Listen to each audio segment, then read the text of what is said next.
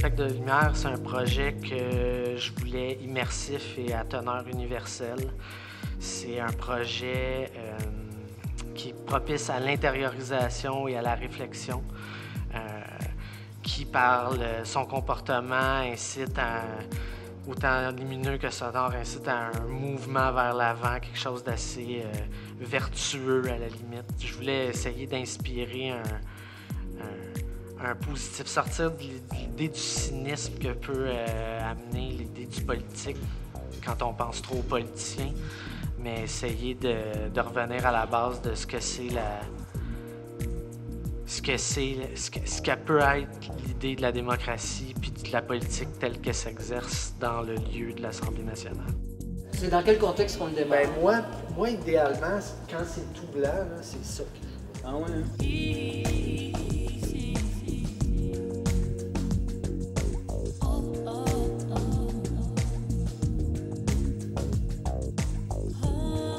La commande était de prendre en charge l'ensemble du corridor, qui est en fait un passage entre le nouveau pavillon d'accueil qui donne accès par les escaliers à la partie historique de l'Assemblée.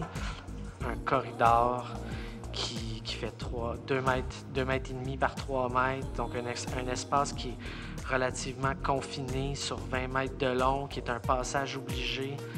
C'était pour moi un contexte qui est ultra rare en art public, puis qui fonctionnait vraiment à fond avec le type de travail que je fais, c'est-à-dire des installations immersives qui impliquent la notion de trajet ou de déambulation, puis où je pouvais intégrer le son et la lumière. Ça ne va pas se représenter souvent, ce type de contexte-là. Mais ça. Regarde ça, là! Le spectateur, lorsqu'il va s'approcher du corridor, va voir un espace qui est baigné d'une lumière blanche qui module selon une trame sonore en arrière-plan. Puis, lorsqu'il va être détecté par des senseurs qui sont disposés à l'entrée est et ouest du corridor, il va déclencher un mouvement sonore et lumineux. Tout ça, c'est additif, c'est-à-dire s'il y a plusieurs passages qui sont enregistrés successivement, on va avoir une plus grande quantité de couleurs qui apparaît que s'il y a seulement un passage, donc un balayage.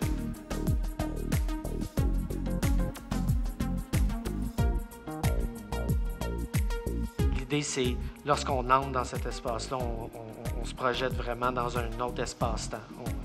À la limite de la science-fiction, si on veut. Donc, tu sais, c'est vraiment des couches d'expérience, de signification. Ça reste abstrait, mais pour moi, c'est l'ensemble de ces idées-là qui sont dans le projet.